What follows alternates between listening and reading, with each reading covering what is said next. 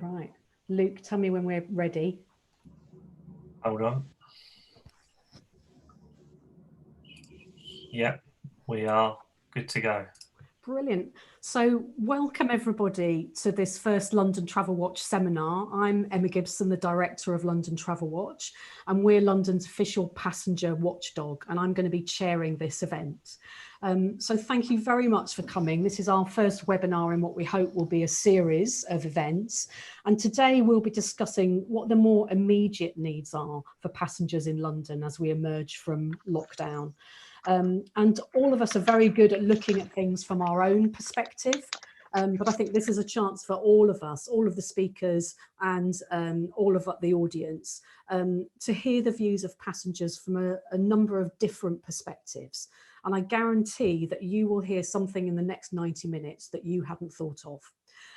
So we'll hear both from Transport for London and from the rail industry about how they're already preparing for the restart.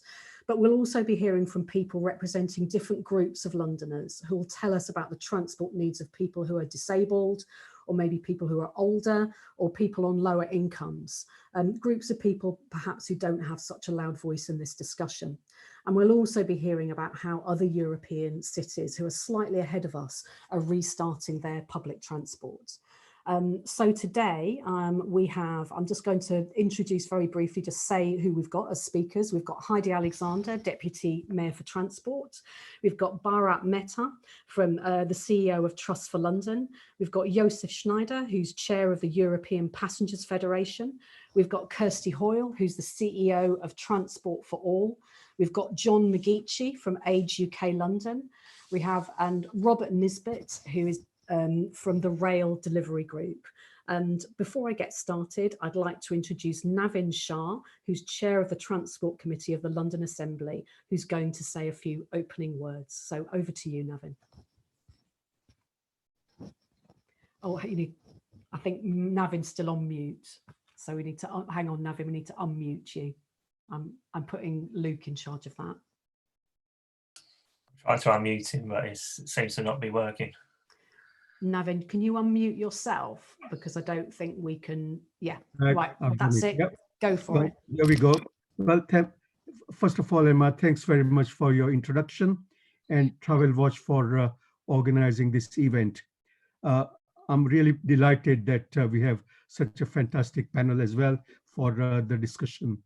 At the outset, let me say that the views I expressed today are my own, but I very much look forward to the discussion today, not least because it will give London Assembly and particularly our Transport Committee food for thought for the future deliberations as London navigates its way through the present crisis. Firstly, I'd like to express condolences to those who are suffering from the loss of loved ones, friends, and colleagues from COVID-19. Many of those that have lost their lives are those providing the health services, transport, and other essential services to Londoners during the crisis. We owe them a debt of gratitude that can never be repaid. Looking at the subject itself, without a shadow of doubt, there will be unprecedented changes in how Londoners move around as we emerge out of lockdown. It's impossible to know with any certainty what the new normal will look like, but surely new normal can't be business as usual. Like other European cities, we've got to explore what options we have in post-pandemic period. Interestingly enough, France has plans to push what's calling pedal power to keep pollution level low. Milan, Berlin, and Stockholm have their own initiatives. In London too, we have great opportunities for better and safe urban mobility options. So in conclusion, it's time for radical changes in how we travel, but this is important. We must ensure that mobility of older, infirm, and disabled people is integral to our plans. Thank you very much. Thank you very much, Navin. That was great. And what I need to do now is tell you about how you can ask questions. I'm hoping that you'll be able to, you can see in front of you a Twitter handle and a hashtag and an email address. And these are basically all the ways that you can ask questions as this seminar goes on. So as you're hearing people speak, if you think of a question that you'd like to ask when we have the panel discussion at the end, you can tweet your question or you can email your question, and London Travel Watch people will be monitoring those channels and sending those questions through to me. And I will be choosing ones that I think are the most relevant to the discussion that we're having. So please send your questions in as we go along. So I'm now going to introduce some of our first speaker, who is Heidi Alexander, who's the Deputy Mayor of London for Transport. And I'm hoping that Heidi is going to talk from both a Mayor of London point of view and a TfL point of view about the kind of things that the Mayor and TfL are thinking about as we emerge from lockdown. So over to you, Heidi. You might have to unmute yourself. Yeah, got it. Thanks very much, Emma. Hello to everyone that has joined the call. Can I express my thanks to you and London Travel Watch for putting together what is a very timely event. I doubt when you set the date for this event, you knew that the Prime Minister was going to be making a speech in about 4 or 5 days' time about the government's plans for coming out of lockdown, but it does sound like a very opportune moment for us to be having this discussion. And can I also add my condolences and thoughts to those expressed by Navin about all those who have lost their lives through this pandemic, and especially the very many brave men and women who have lost their lives, who are frontline transport workers. We're doing absolutely everything we can to ensure that the public transport network is safe, and we all owe those workers a huge debt of gratitude for what they've been doing in order to keep London moving. So I've got to be totally honest with you. If you're joining this call and you expect a perfectly formed set of answers about what the public transport network is going to look like in London over the next few months, then I'm afraid you're going to be disappointed. And if anyone tells you that they know exactly what's going to happen, they're lying. We are in completely unprecedented times. Short of New York, there is probably not a city in the world where the transport ecosystem is as complicated as it is in London. And I think also that there are few cities where pre-COVID, the population had a similar tolerance to levels of overcrowding that it had in London. People put up with a lot in London if you think about the rush hour, and this makes it a very, very complicated picture as the government eases the movement restrictions that it has placed on us all. It's a difficult puzzle that we're trying to fix at the moment. I sometimes feel as if at City Hall and TfL we're trying to do a jigsaw puzzle in the dark, because at the moment the government haven't obviously set out their answers to some of the really, really big questions that we're all talking about at the moment. So when are schools going to go back? Is it just going to be primary schools or secondary schools? Will it be all pupils in a year group or just some? What sectors of the economy are they going to open up first? If we think about how we entered into the lockdown period, you know, non-essential retail was some of the last parts of the economy to shut down. Will that be one of the first things to reopen? In a London context, you know, there are hundreds of thousands of people that work in retail in those sorts of shops, and as soon as they reopen, that will have a big impact upon the public transport network. You know, what's the government advice going to be about those people who are over 70 and are in vulnerable groups? Are they still going to advise those people to get someone else to help them with their shopping and not to be going outside? What's the government's view going to be on the advice that they're getting from public health experts on things like the use of face coverings in crowded settings? And all of my remarks today, I don't have the answers to those questions as yet, because the government hasn't yet been clear as to what its answers are going to be. At the heart of it, we're not even clear, for example, as to whether the 2-metre social distancing requirement that we've all become very accustomed to is going to remain in place. So we're all waiting with quite bated breath, I would say, for the Prime Minister's speech on Sunday.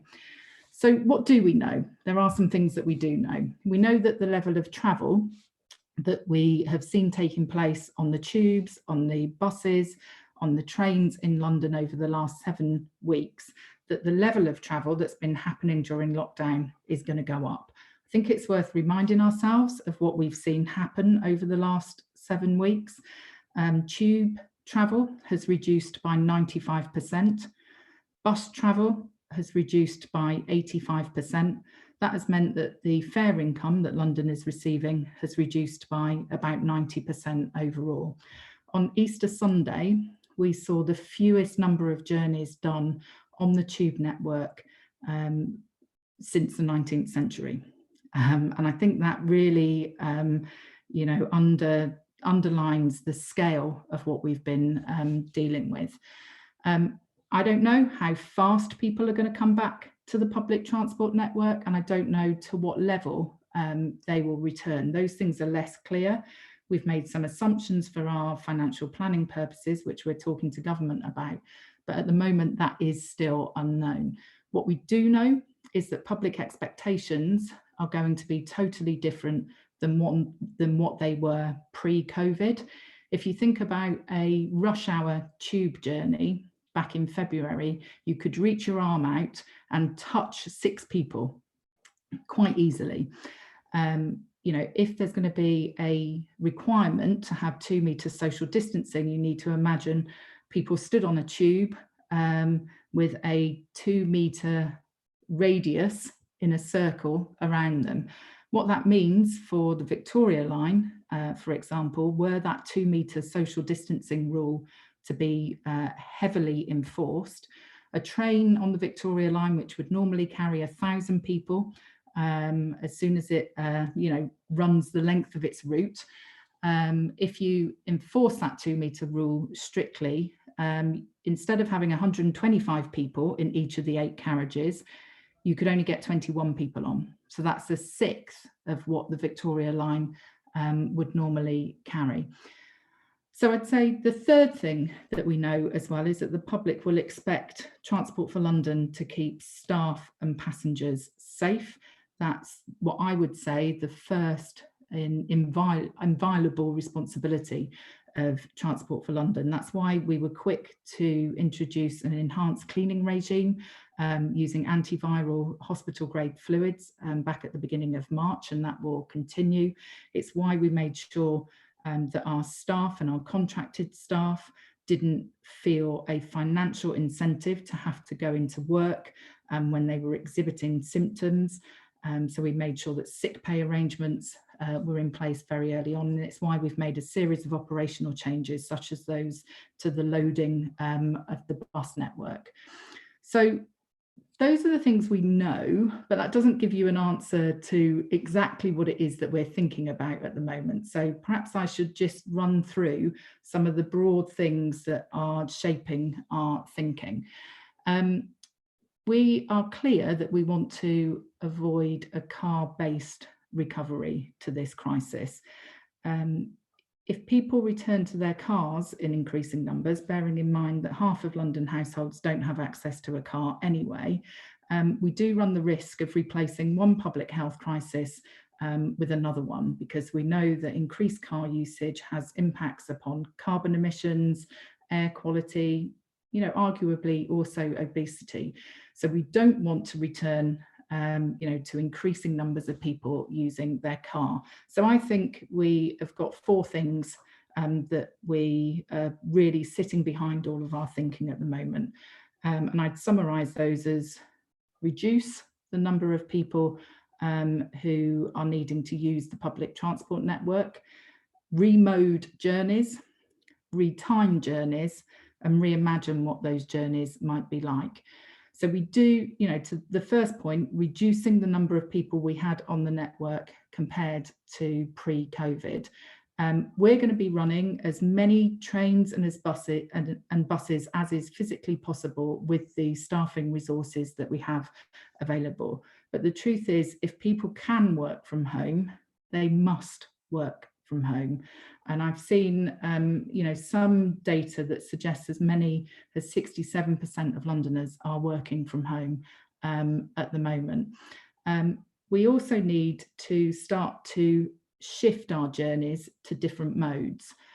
So during the Olympics, there was a big campaign about the first and last mile of journeys and doing those in a different way, getting people to walk and cycle more.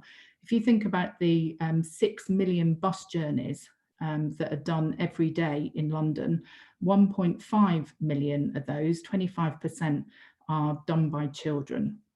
So, you know, how are we getting children to school? We need to give them safe routes so that they can be walking and cycling.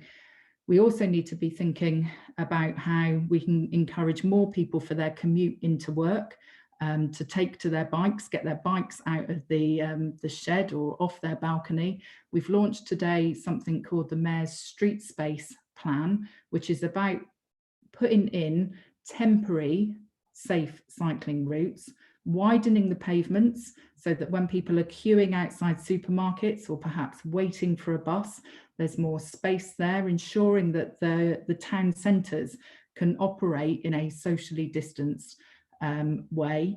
So we see that there's a real opportunity here to get people walking and cycling more and, you know, travelling in a more active way. I said the third thing that we're thinking about is retiming, getting people to retime their journeys. And I just wanted to, if I'm technically able to do this, I wanted to share a screen with you all to demonstrate the scale of the challenge. So Emma, I may ask for guidance from you as to whether my screen is up on the screen and whether people can see it. Is it there, Emma? Yeah, lovely. So I thought this really underlines the scale of the challenge that we face. This graph shows you the number of people who are getting on to tube trains in the pre-COVID period and the period that we've experienced over the last few weeks. So if you look at the left-hand side of the graph with the light blue background, that's the number of people who were getting on tube trains on the 26th of February before this crisis hit. And if you look at the right-hand side, where you've got a beige background, you can see that's the number of people that were getting on the tube network on the 15th of April. The blue line you can see at the bottom is the current network capacity, given the fact that on average we're running about half of services. And we've worked out if everyone had 2 meters around them, with the number of trains that we're running at the moment, what the capacity would be. And you could see even on the 15th of April, you've still got some peaks in the morning rush hour and again in the afternoon rush hour. But compared to what was happening on the 26th of February, where you've got these massive mountainous peaks in the early morning and then again in the early evening, you can just see the difference there about the number of people that are using the tube network. So even if we get every single tube train running, if you still had people with 2 meters around them, the capacity of the tube network is that red line, even with 100% of services. And then if you had people within 1 meter of one another with 100% of trains running, that's that turquoise line that you can see. So you can see at the end of February, the extent to which at certain periods of the day, it is completely impossible, even if you reduce social distancing to 1 meter, for that to be maintained if behaviour goes back to as it was before the crisis. And so we've got a huge challenge to try and get people to retime the journeys that they're making. That will require employers to be staggering start times. It will require developers on construction sites, for example, not to all be starting at the same time of the day. On the Tube network, we don't see very many school children, but I think that graph really brings into very, very sharp relief the reason why we need to spread out the times of day that we're travelling at. And we're also going to need to replan our journeys as well. So avoiding those central London pinch points, stations like London Bridge, King's Cross, Paddington, they're going to be really, really congested stations. And some of the time there are alternative quieter routes. We're going to have to reimagine how we travel too. You know, the mayor has been quite upfront over the last couple of weeks that he wants government to advise people that in crowded settings, such as on the Tube network, that people should be wearing face coverings. That's not because face coverings will prevent you from catching coronavirus, but there is some emerging evidence that if you actually have coronavirus, but you don't have symptoms of it, then actually wearing a face covering can have a marginal positive impact upon slowing the spread of it. And given the number of people on our public transport network likely to be in close proximity to one another, we think that that's the right way to go, and we're talking to government about that. We may have to institute queuing mechanisms at our stations as well. We don't want to get to the point where we're having to enforce this and be heavy-handed with it. You know, at the end of the day, there's 275 London Underground stations in London. There are 21,500 bus stops. So actually, I think our job at Transport for London and City Hall is to be explaining the challenge to people, encouraging people to change their behaviour. And we need to be saying, London, you need to help us so that we can help you. And I think there will be a new set of normals that develop through all of this. You know, when we use the Tube, we think about you always stand on you know, the right hand side of the escalator, you let people off the Tube before you get on. And I think that through this crisis, I can't tell you what the new normals are going to be, but I think if we were having this conversation in a year's time, there will be all manner of new sort of socially accepted behaviours that develop in order to rise to this challenge. It is a massive challenge. I think in London, we've got some of the best transport planners in the world at TfL.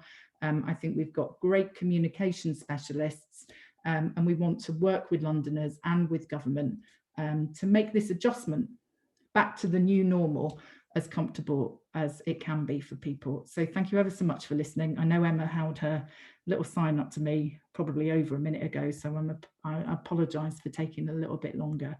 But thank you again to London Travel Watch for putting this event together. Thank you very much, Heidi. That was really useful, those kind of 4 principles, and a couple of questions have come in while you've been speaking, which we will come back to later. So yeah, thank you very much. So the next person I'm going to invite to speak is Bharat Mehta from Trust for London.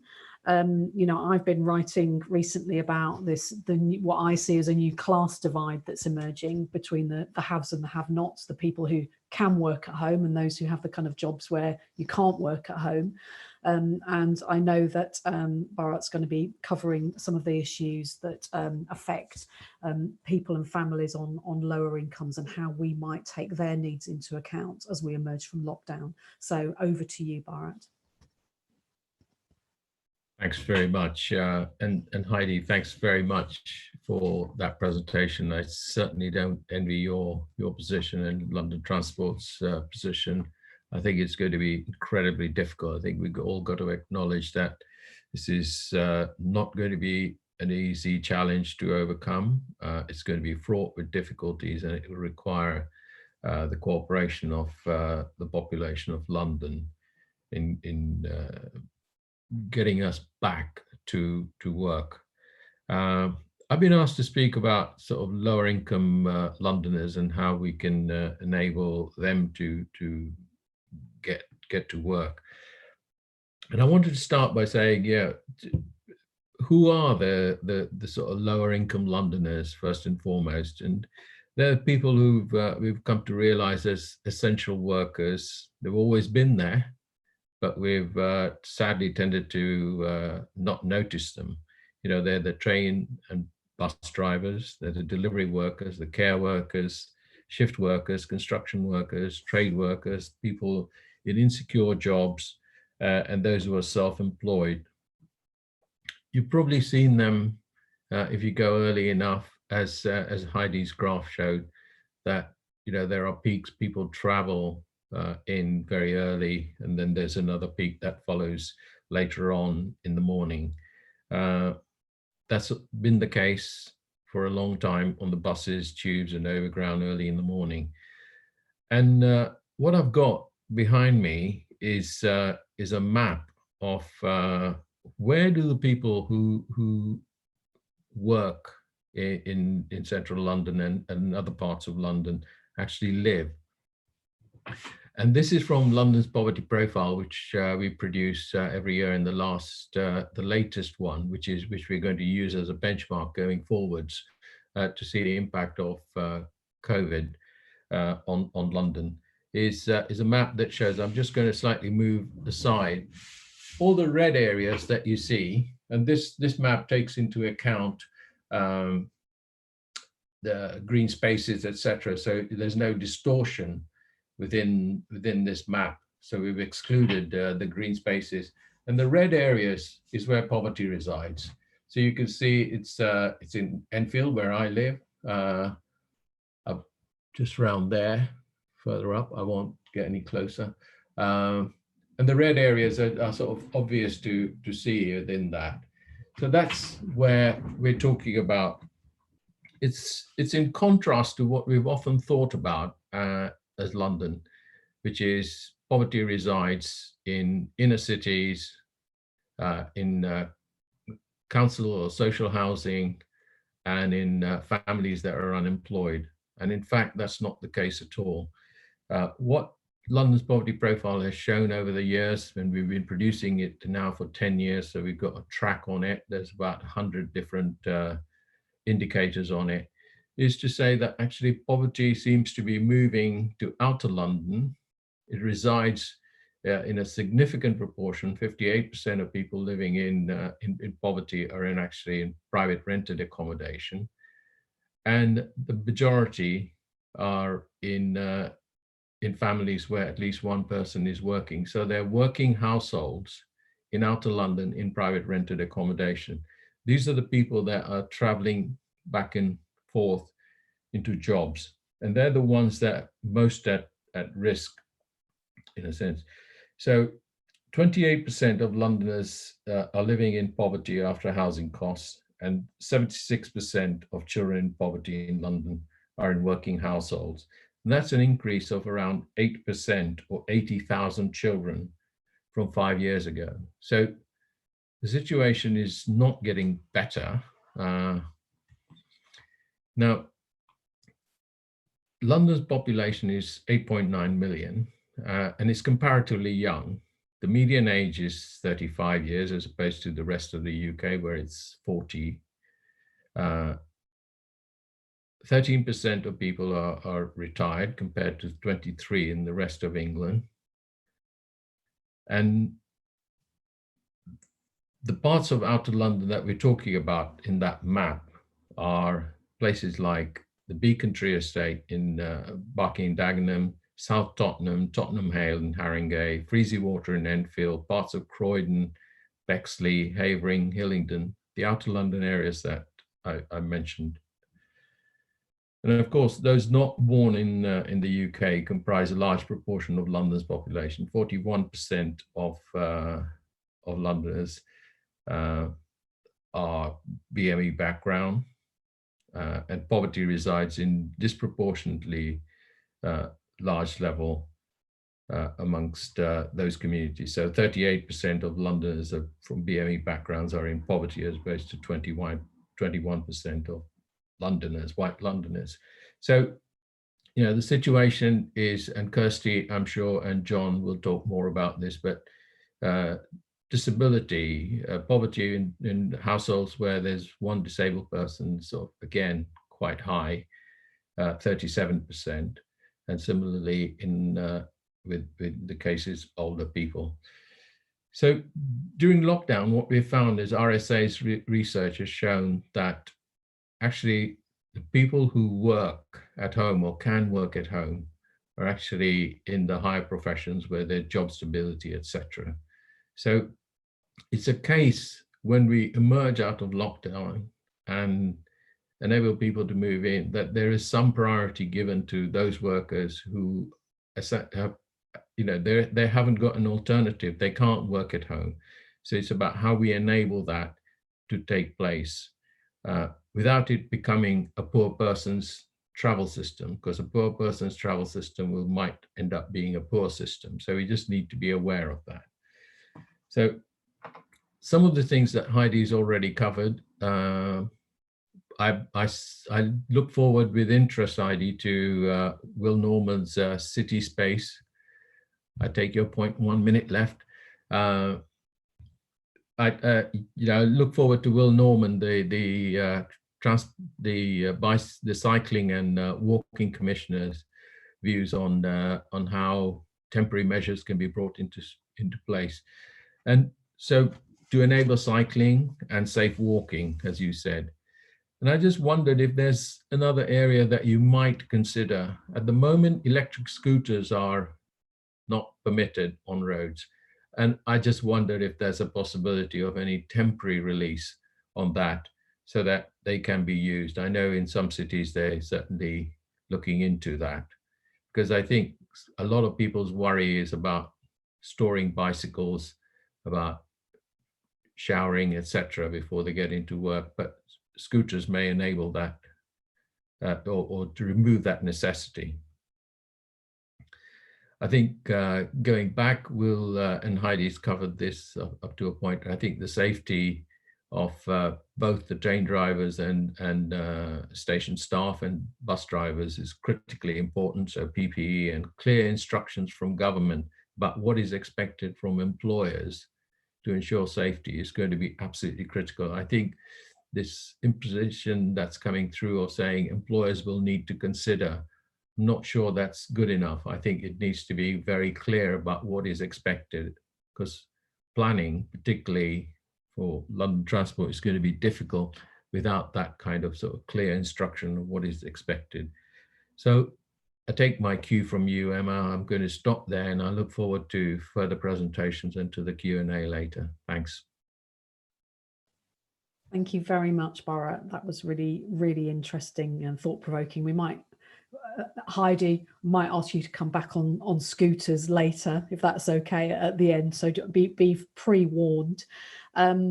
Next person to speak is Josef Schneider, who's the chair of the European Passengers Federation. And when I asked Josef to come and speak, I was hoping Germany might be a little bit further ahead than they actually are now, but Josef, I think, has got some good insights into some other countries in Europe and some of the things that they're trying out on their public transport as they're emerging from lockdown. So I'm wanting to see whether there might be anything that we can learn there. So over to you, Josef. Okay, thank you very much, Emma, for inviting me. Yes, I'm representing European Passengers Federation.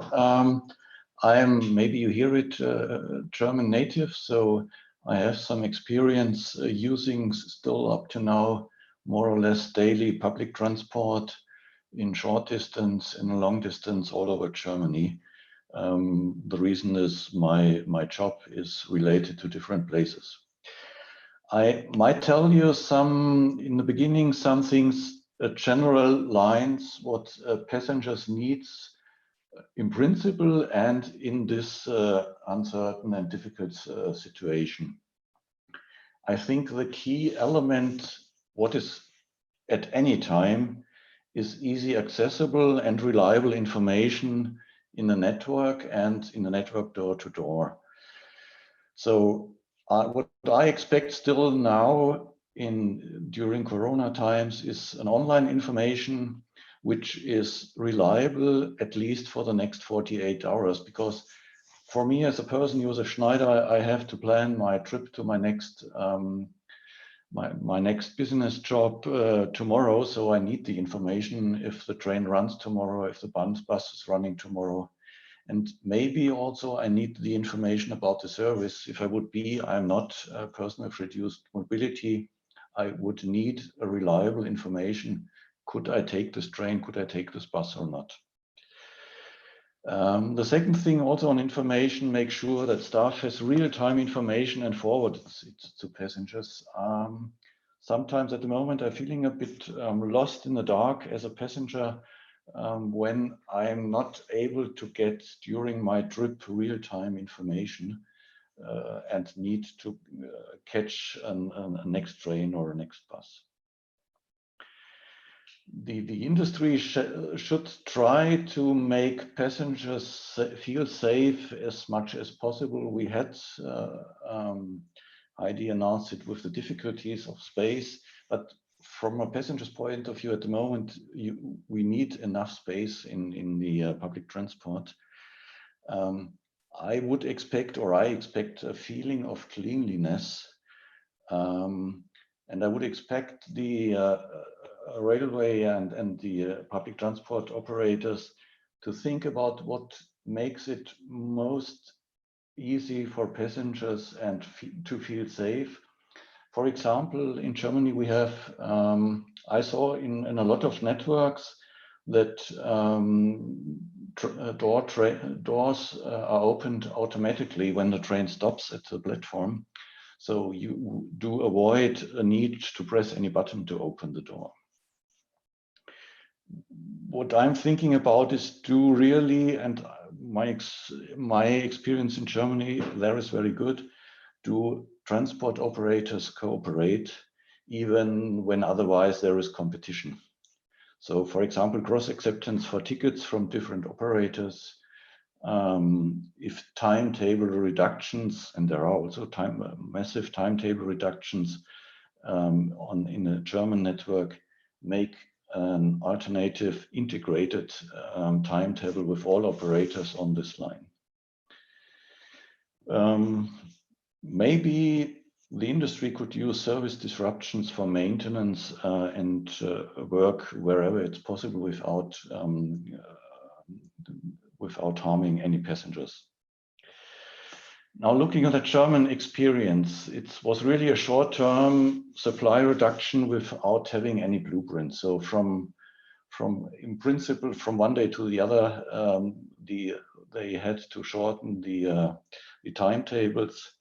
And interestingly, even organizations which in normal days didn't work very good together, they found a way to do it in a very good way.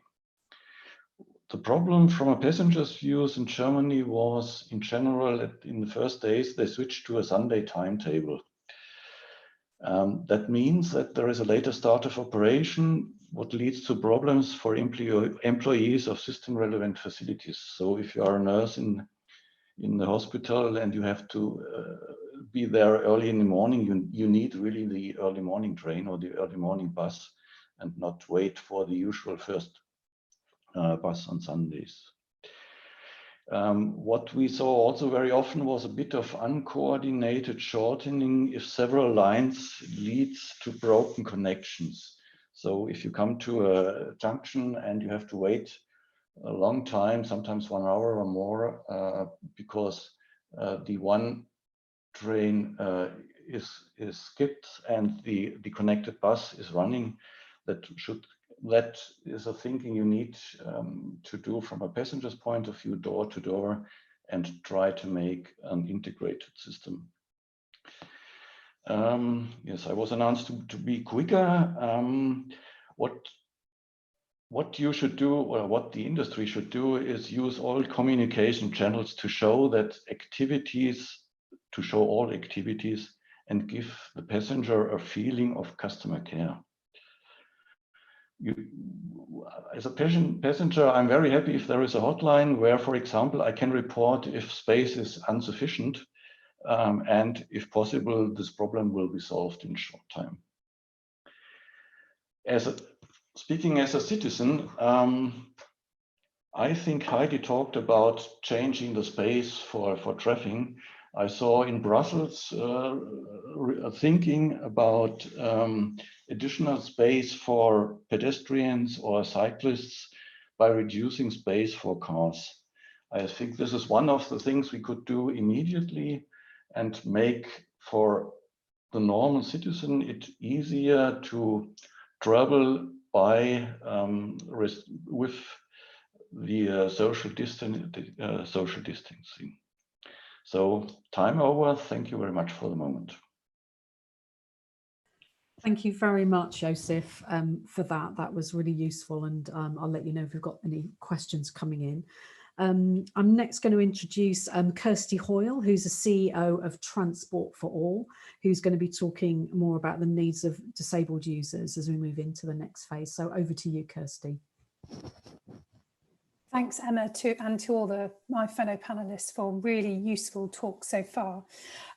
So this seminar is called Emerging from Lockdown, but I have to be honest that for a lot of the people that I represent, it's returning to lockout, if I'm being completely honest, because we have a transport ecosystem that is only partially accessible to people with different impairments. So I've sectioned my thoughts into now, our concerns and thoughts now, soon, when things change, and the future. So some of the immediate concerns that we have are the impact of extended shielding times for disabled people. We want to see measures that take into account that disabled people might need travel in their lives, even though they aren't personally traveling. So we repeat our call for there to be a change in the eligibility criteria for services such as Dial-A-Ride so that more people can use them. The service has hugely declined, but we want to take advantage of that to extend the people who can use it. We also would urge that there is some research into providing free travel for carers who support disabled people and personal assistance. As I've said, you still need travel in your life, even if you can't travel. And we'd also like some clarification on how long initiatives that have been put in place are going to continue and the criteria upon which that decision is predicated. So, for example, Transport for London had a great initiative and still do, where if people need support for their access needs that mean that can't happen under the 2-metre social distancing guideline, they're given a free taxi. So we want to see how these initiatives, as Heidi mentioned, the new set of normals, how they impact the new set of normals going forward. Also active travel, Navin mentioned pedal power and Heidi mentioned the Mayor's Streetscape. Walking, cycling, micromobility, we really urge providers to have some research and innovation and to invest into researching whether or not these initiatives can be more accessible for people with different impairments and for disabled people. We actively encourage active travel, but there really isn't enough provision, so we'd like to see some innovation in this area. Soon, so moving on from now to soon, we're really interested in the enforcement of social distancing and the movement mechanisms in large stations in particular. So who does this enforcement? Who's responsible for its implementation and its management? We want to see all frontline staff trained by disabled people to make sure we don't see a rise in incidents of disabled people being penalised for behaving in a way that supports their needs. So travelling in pairs if necessary, using guide dogs, people's impairments, meaning that they navigate a space in a different way. We have an opportunity to learn from other areas of social interaction, such as supermarkets. So I hope the transport sector is watching what's happening there and is able to put measures in place to reduce these incidents. There's been a bit of a test case happening really across supermarkets in particular. Consistent and accessible communication is really important, and we need to make sure that it makes use of deaf and disabled people's real-time experience of the network and aggregate that with the official information.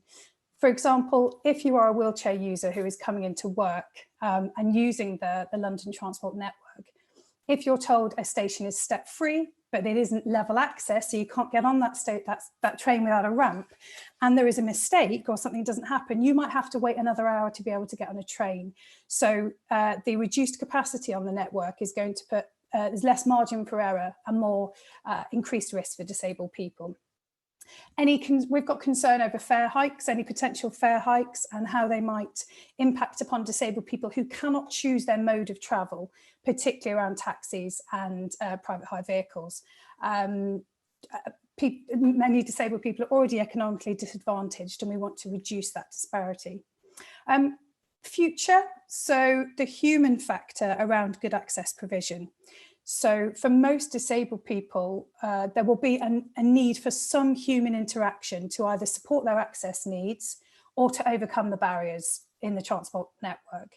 And we really need to have clear guidance for staff on what they can and can't do, and that passengers understand that too. So we don't have conflict and discrimination at the gate line, which isn't good for anybody, particularly in really difficult circumstances.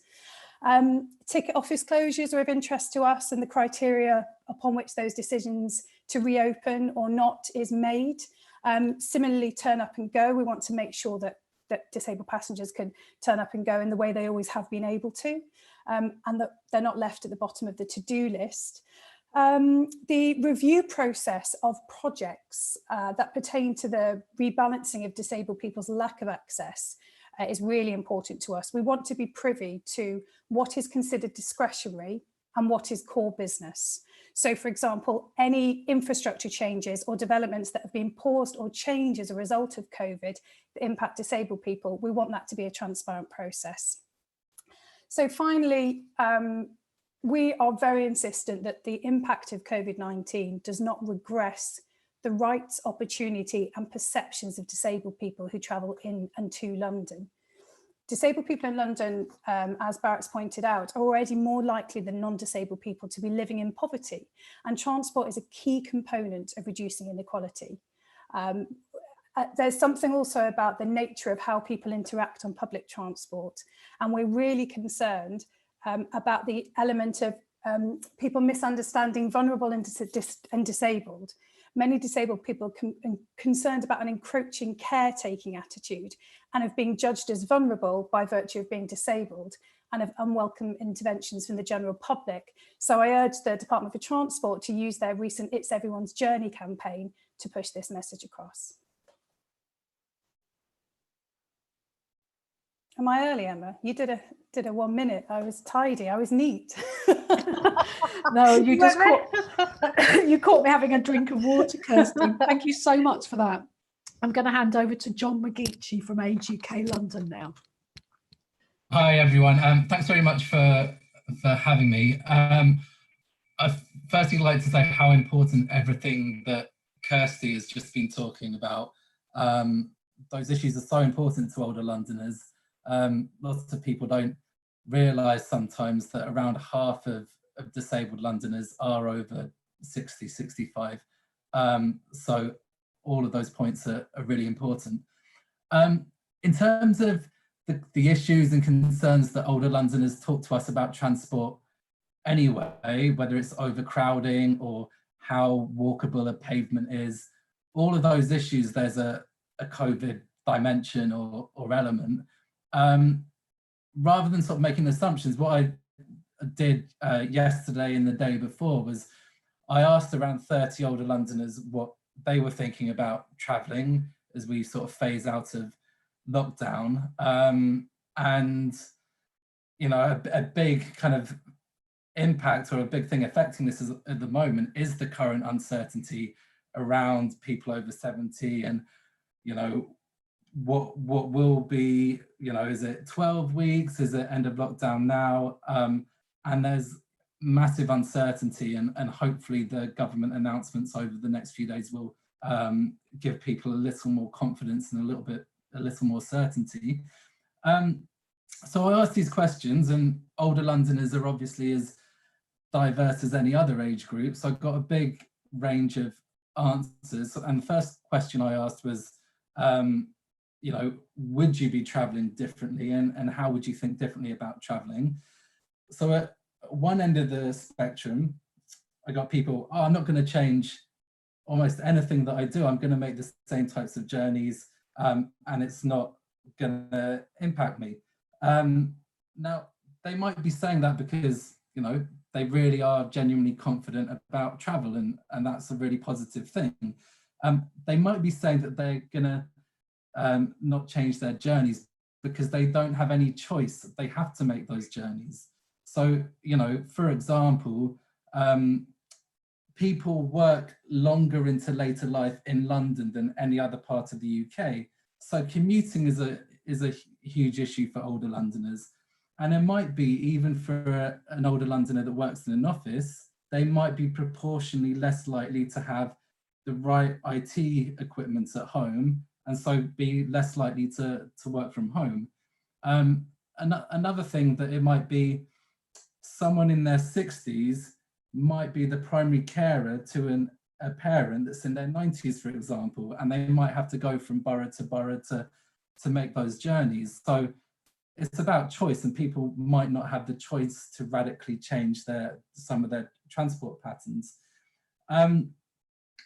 When I sort of asked about the group that said, you know, we're still going to travel, but we're going to make changes to how we travel, some of the things that came up were quite specific. So some people said, I'm going to now travel on the top deck of the bus rather than on the bottom level, just because they think that the top level will be less crowded. And obviously not everyone's going to be able to do that. Some people are going to make, some older Londoners said they were going to make more black cab journeys. And I think the main reason was the screen between driver and passenger, and people felt safety in black cab journeys. But, you know, London has the highest pensioner poverty rate in the country, and so affordability is a huge issue for those people. I think people will be walking more, but bear in mind that older Londoners are often very concerned about people cycling on pavements and street clutter and all those issues. People are going to make, or people said that they were going to make shorter journeys if they could, and they might have got into a habit of doing an hour's walk as their daily exercise over the past 6 weeks. And because of that, they're going to be walking more in the future. People would say they were going to make more local journeys, understandably. And also people would say, you know, I only want to travel at quieter times, which, you know, is going to be something that lots of people are thinking about. You know, not everyone will have those choices. So if you have a hospital appointment at 9 o'clock or 9:30 in the morning, there's still a journey that you have to make. So I think there are all those kind of issues. And I think the thinking underpinning some of those things are, one, stress. Lots of older Londoners feel quite a lot of stress about traveling already. And so this obviously exacerbates those things. I think the other thing is, you know, thinking about, actually, sorry, what I was going to say was, those are the kind of in-between group, and there's another end of the spectrum where people said they're not going to travel until there's a vaccine, or at least until they know there's not going to be a second wave of the infection. And yeah, there were pre-COVID, there were already 200,000 older Londoners that might go for a month without being visited by a friend or visiting a friend. So isolation was already a massive issue in London for so many people. And there's a real danger that all those concerns get, you know, are going to get a lot worse for a lot of people. And then, you know, we think about older Londoners as maybe retired. We've got, you know, commuters, volunteers. A lot of the voluntary sector is effectively run by older volunteers. You know, carers, and obviously customers, friends, neighbours, family members. You know, older Londoners make a massive contribution to the capital, and transport is a huge enabler, or a huge part of that. Very, very finally, I did ask about some of the things that people might like to see from TfL and the operators as well. And they have said things like sanitizing handrails. So bear in mind that an older person that's maybe less confident about their balance, they're more likely to be touching those, touching handrails and those touch points. People said things like they would like to see windows open on buses so that there's more circulation. I guess the other side of that is that it might let air pollution inside the bus. And also, older Londoners always speak to us about the availability of toilets on the network. And in terms of people being able to wash their hands, that's a big part of this. So, hundreds of different issues, and it's not easy and it's very complicated. And yeah, we hope, and wish TfL and all the operators all the best, and would want to work with them. So thank you. Oh, thank you very much, John. That was really useful. I certainly kind of learnt something new while listening to you. And our final speaker now is Robert Nisbet, who works for the Rail Delivery Group. The Rail Delivery Group represents Network Rail and all the train operating companies. And I'm hoping that Robert, as much as possible, is going to be able to tell us what the rail industry is thinking about as we emerge from lockdown. So over to you, Robert. Thanks very much, Emma. Yeah, well, I will tell you exactly what we would like to see and the big issues that we are discussing and thinking about amongst ourselves. But very much like Heidi, I can't tell you what it is exactly going to look like. And for the same reasons that Heidi spelt out very clearly at the beginning, this really comes from government.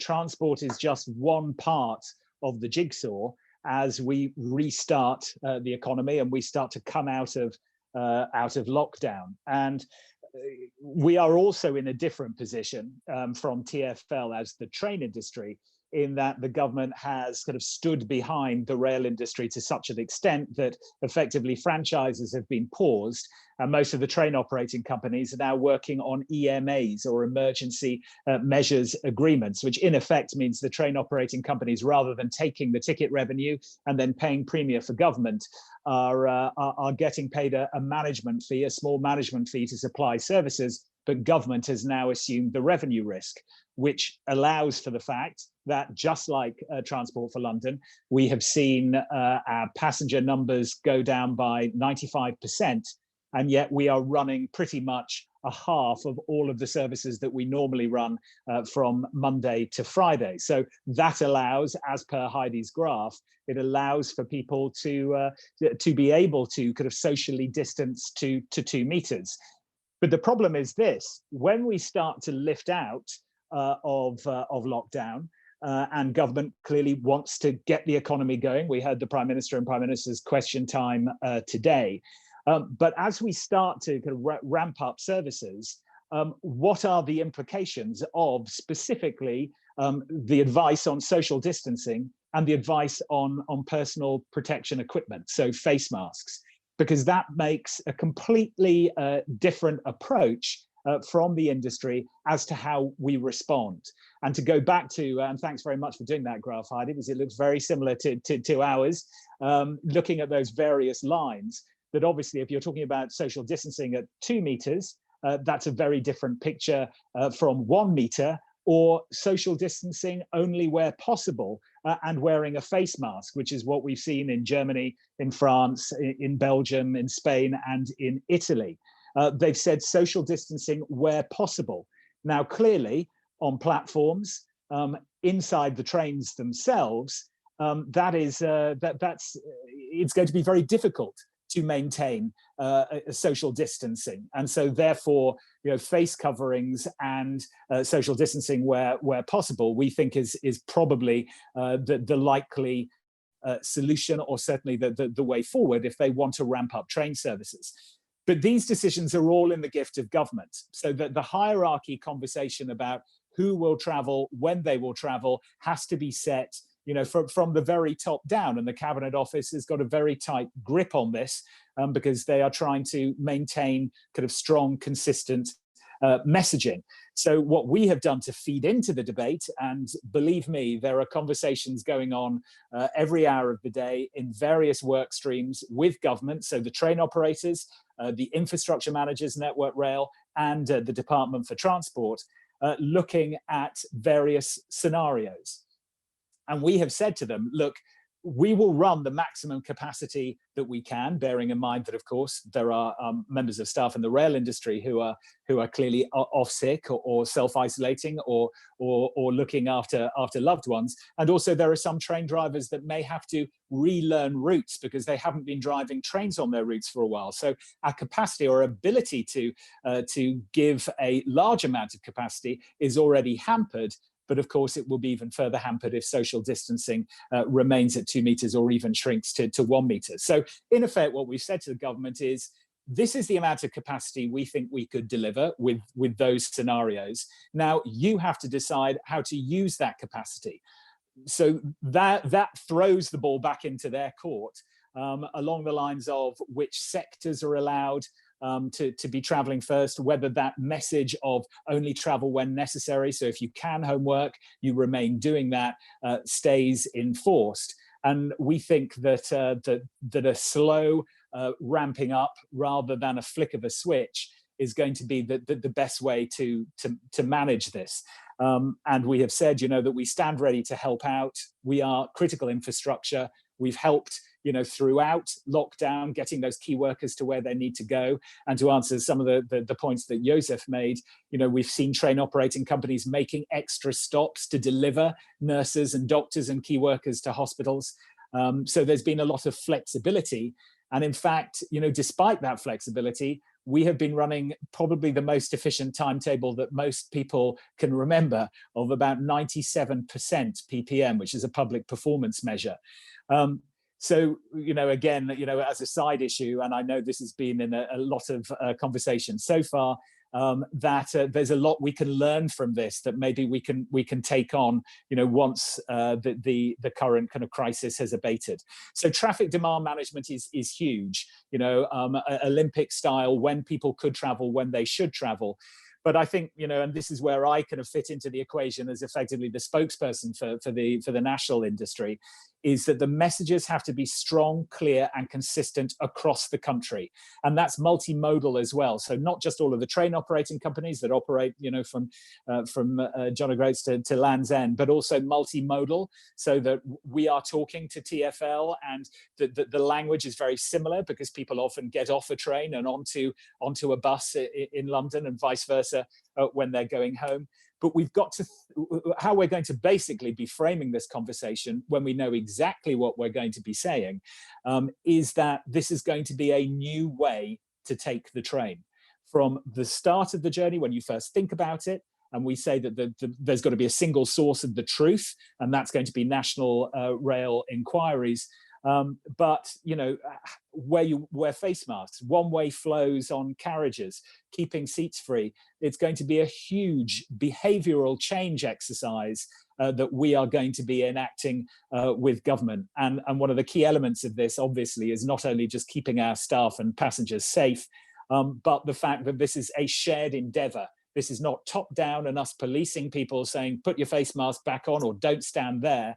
It's the fact that people have got to help us to help them. So very similar messaging to TfL, but we are actively engaged at the moment with unions, with government, and hopefully we will see a smooth kind of ramp up of services. But we're under no illusion that it is going to be very difficult. Emma, back to you. Thank you very much, Robert. That was really, all of those speakers, you've been great and really informative. We haven't got quite as long for questions as I hoped, but we've definitely got time to take some. We've had a lot more questions than we've got time for, so huge apologies for people whose question I can't pose. A lot of them are definitely aimed at Heidi. I'll try and see if I can pick one or two that maybe other people might be able to contribute to as well. And I think actually the first one that might be useful to talk about is the e-scooters, and that's come up in the question box as well. I know that there's a delayed government consultation on the use of e-scooters, but Bharat kind of mentioned that as a possibility. So I wanted to ask Heidi first, and then maybe some of the other speakers, whether they thought that there was, it would be a good idea to have a kind of a temporary trial an exemption being made for e-scooters during this unique period in time that we've got. So Heidi, I don't know if you want to talk about that first, and then I might invite specifically Kirsty and John to potentially come in and see whether they have got a view on that. Yeah, so as you say, Emma, e-scooters are currently illegal. It's illegal to ride them on the road or on the pavement. But you wouldn't have thought that if you'd seen the number of people in London that have been using them over the last couple of years. And the number has definitely been increasing, and very sadly, there have been some very, very serious incidents involving them, and I know people have died as a result of the use of e-scooters. There's three main issues, I think, at the moment. There are no regulations around safety for e-scooters, how fast they can go, whether they need to have brakes, whether they need to have lights, how big the wheels are. And so I think government would need to very quickly move to make sure that what people are using, if they were to make them legal, were the products themselves were actually safe. Then there's a question about where the government allows them to be used. Do you restrict their use just to the road, or do you allow them on the pavement as well? Certainly from a TfL perspective, I personally have been very concerned about the safety of e-scooters when they are, on London's very, very busy, complicated road network. And I've seen some occasions where I've thought, my God, you're taking your life into your own hands by using e-scooters in, where you're in very close conflict with vehicles moving very fast. Now, clearly, if we are, able to roll out at speed a network of, safe cycle routes, and you will be taking some road space away from other motorised traffic in order to do that. Then that argument about conflict with other big vehicles is less. So I think the government would need to be clear about where they're allowed to be used. I don't believe they should be used on pavements. I don't think it's safe for them to be used on pavements. And then I think from a Transport for London perspective, we would also want the power to license rental operators, and actually the power to limit the number of rental operators and the number of devices that are actually out there on London streets. Prior to COVID, in places like Paris, there were, I think it was 13 different operators. They were completely overrun with e-scooters. And so Transport for London would like the power to license. We had a problem a couple of years ago when there were a huge number of dockless bike operators that sprung up, and we saw dockless bikes being strewn across the pavement. That was something that I know, Kirsty and some of her colleagues spoke to me about as well, given the obstructions that they cause on the pavement. And so, if government are minded to do this, then those three things about making them safe, being clear about where they can go, and giving TfL the power to license and limit, those would be the three things I would be requesting of government. Great, thank you very much for that. Kirsty, is there anything that you want to say about e-scooters at this time? You did talk about technology and innovation, but I don't know if this would fall into that category for you or not. Well, thanks, Heidi, for flagging up that we've been talking about this for a while, but we always want to bridge the gap between allowing things that reduce climate change to happen, but not them being disproportionately affecting disabled people. So for me, there's a consultation coming up that's just been put back to July on this anyway. So we will be contributing to that, and we do work with a number of doctors' bike providers as well. So for me, it's two things. It's increasing access, so innovation and research into increasing access to these initiatives, if they're here to stay, or indeed if they're allowed. And the other thing is reducing impact. So having better complaints procedures, more, exactly as Heidi said, more regulation, limiting the amount of them, and there being penalties for both operators and riders if there is bad practice that affects anybody, but in particular disabled people whose needs on an already cluttered streetscape are being pinned even more. Okay, thank you and thanks for being brief and concise as well, Kirsty. John, is there anything about e-scooters that you would want to say that might impact older people? I think as Heidi said, the main thing would be that people don't ride these on pavements. You know, if someone gets knocked over or they fall over, the chances of them falling over again increases, and it will just have a huge impact on people's confidence to use pavements, which we're meant to be encouraging, because we want more people to do those active travel journeys. So yeah, I think we need to be very careful, and I'd be very wary of anything that saw scooters being used on pavements. Thanks for that. I think Bharat, you want to come back in on that one. It was your suggestion. I think, yeah. Yes, I wouldn't want to nail my colours to the mast on this one. It was just, you know, okay, how do we come out of this, and how do we decrease the use of public transport? Because my biggest concern is the poorest people are going to end up being crowded onto trains to get into work. And I think we need to think of alternatives. So I'm definitely not nailing my colours to the mast on this one. And I entirely agree with everything that Heidi has said and John and Kirsty have said. Yeah, but it's just an alternative. And if we can't think of alternatives now, I don't know when we might be able to. You know, I'm just conscious of the fact that electric bikes have come in. And there's very little regulation on that. And, you know, they can go up to quite terrific speeds. You know, can I come back on that? We don't think we'll have a time for a question on it, but there's been somebody submitted a comment about whether more of the bike services, city bikes, for example, could be made free for key workers or low paid workers. But I want to come back to that question about safety, which has come up quite a lot in the questions, and how we can ramp up public transport provision, you know, more safely. And we had a question that came in during the week about some of these stations where there are hotspots in East London, which Bharat, you were kind of alluding to, are kind of places where people kind of live far out, who don't have the kind of jobs where they can work at home and come in. There's already, you know, not social distancing isn't able to happen at some of those East London stations at peak times.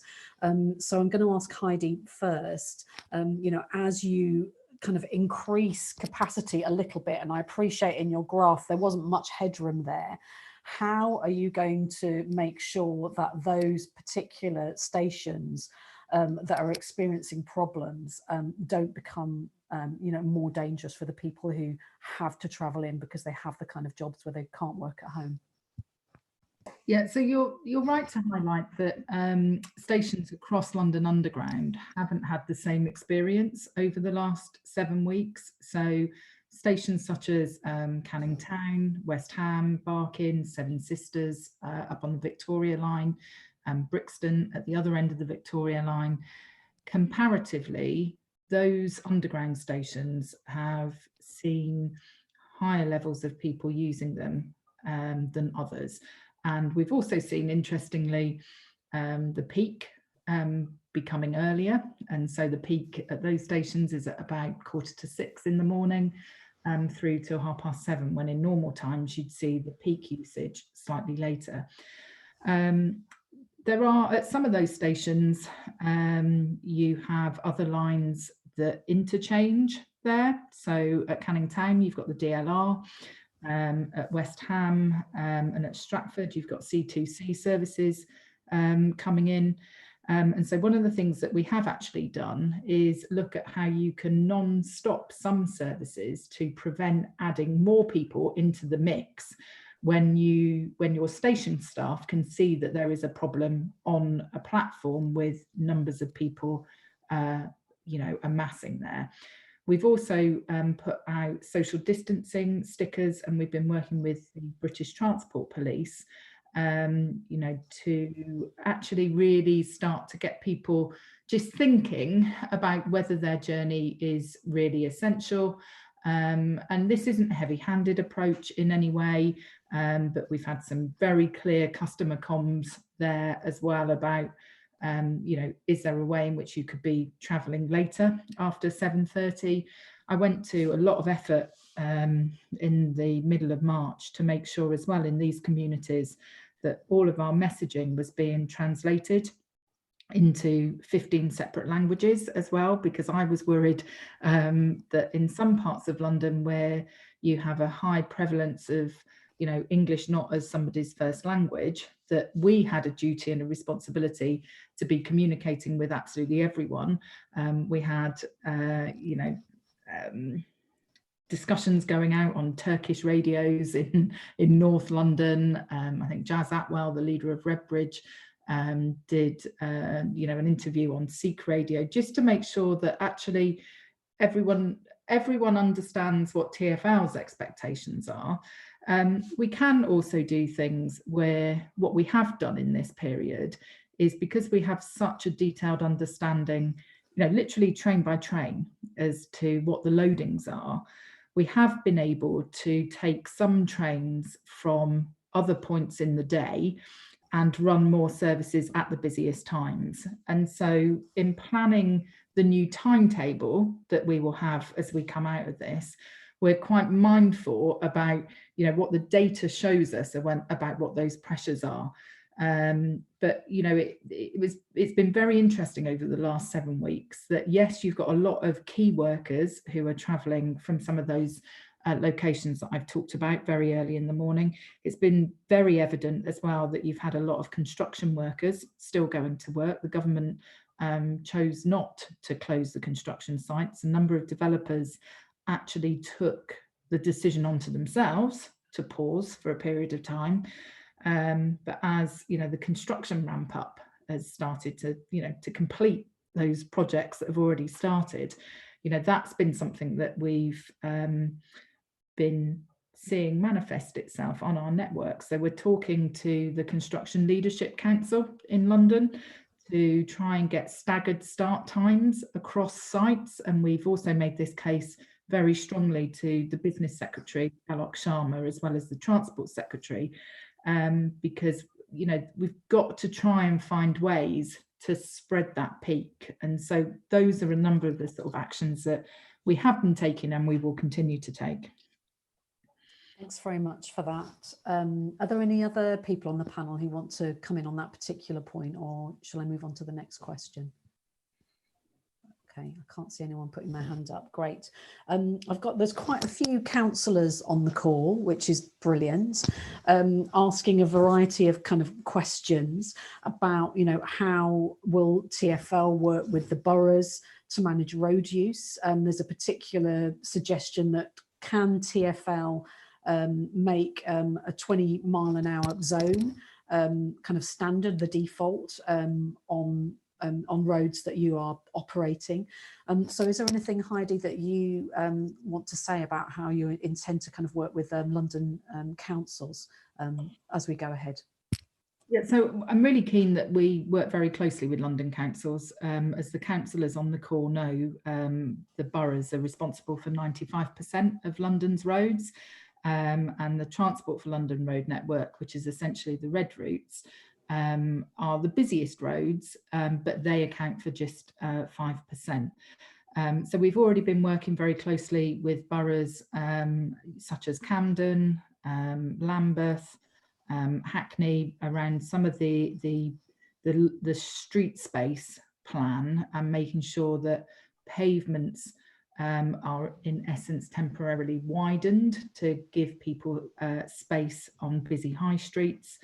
The 20-mile-per-hour zone question specifically, earlier this year we did introduce a 20-mile-per-hour zone in central London in the congestion charging area, and TfL's plans had been to extend the 20-mile-per-hour limit to parts of the Transport for London road network where there was evidence that actually a number of the collisions that were taking place were linked to speed, and that you would be making the road safer there. When in implementing a 20-mile-per-hour zone, some of it is about, you know, putting the signs up and making sure that there's a camera network there to enforce. The best 20-mile-per-hour zones, though, are self-enforcing. So you actually physically change the nature of the road in order to slow the traffic. So some of the time that involves putting, you know, speed cushions in to slow traffic. Some of the time it's even doing sort of curb build outs. That element of 20-mile-per-hour zones is quite expensive to do.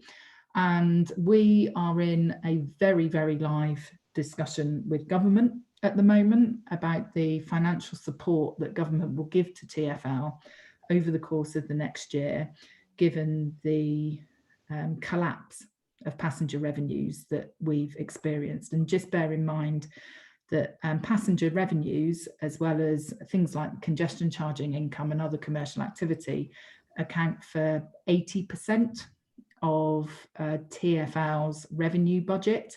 And so all of those things that I'd love to be able to be doing around the rollout of 20-mile-per-hour zones, I need money in order to be able to do it.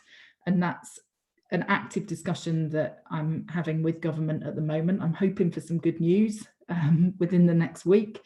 But at the moment, I'm in a bit of a difficult position in terms of being able to make promises and commitments around that, just because of the very live financial discussion. Brilliant. Thank you very much for that. I'm going to mention a couple of ideas that people have had that we won't have time to go into, but I didn't want them to get lost. There's an idea about, could we use more express coach services to increase capacity?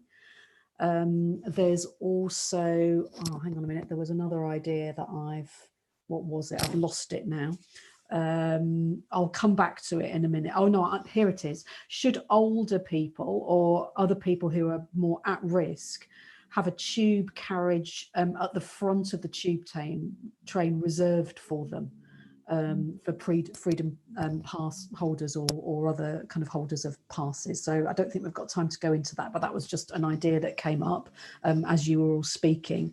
And I've got what's probably might be the final question coming up now, and I'm going to ask Kirsty this question, and then I'm going to ask Robert if he wants to come in. And the question is, there will be disabled customers and other passengers with access needs coming into the capital still for essential journeys.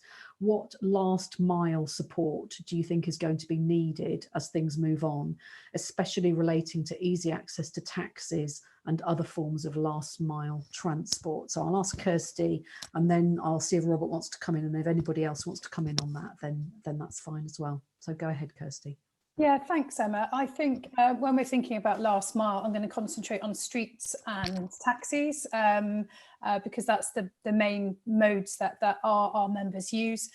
With taxis, we need to make sure that at taxi ranks there is appropriate social distancing that takes into account disabled people's needs and the different ways that people with different impairments might need to navigate that space. And that's something that we'd like disabled people to support the network with understanding. There's also something about the streetscape itself, and as Heidi alluded to, it's very expensive, but if we're encouraging people to use our streets more, we've dropped curbs, wider pavements, mobility highways, how these things impact on how disabled people access streets for that last mile is going to be really, really important. So I think we definitely need to see a review of that last mile process for disabled people who use streets, make sure that station taxi ranks are accessible and safe, and potentially that there is priority given to disabled people in the way that you navigate to that taxi rank from the last mode of transport as well. There's also something around the information, because and this isn't particularly to do with disabled people, but we want delay and disruption notifications to be consistent, because you're already confused, you're stressed, you're on a transport network in the middle of a crisis, and you get to a station and there's inconsistent information. And if you are somebody who is neurodiverse or perhaps has a learning disability, you need that information to be accessible and consistent. So we'd like to see a better approach from the operators as well. Thank you very much. Robert, is there anything that you want to add on that? Yeah, I mean, we hear that message loudly and clearly. You know, we do need to offer strong, consistent information to all of our passengers specifically, but also to our staff when it comes to dealing with some passengers who have kind of differing needs.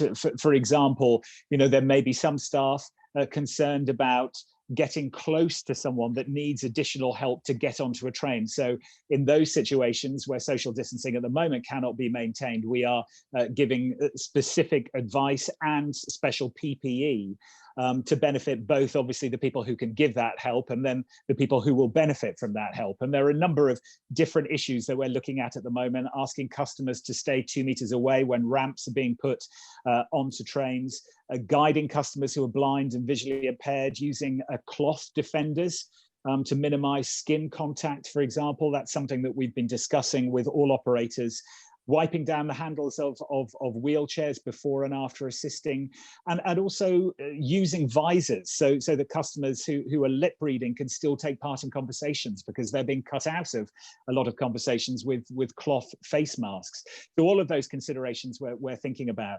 And I think a broader point, because you're probably not going to come back to me, Emma, is just that we're learning a lot of things through this crisis that hopefully we will be able to take on, you know, into the post-crisis. I don't really want to use a Borisism, but the sunny uplands, you know, when we've emerged from this. And Rail to Refuge, which we're running to assist, to give free travel to people trying to flee domestic violence who wouldn't otherwise be able to afford to get to a refuge.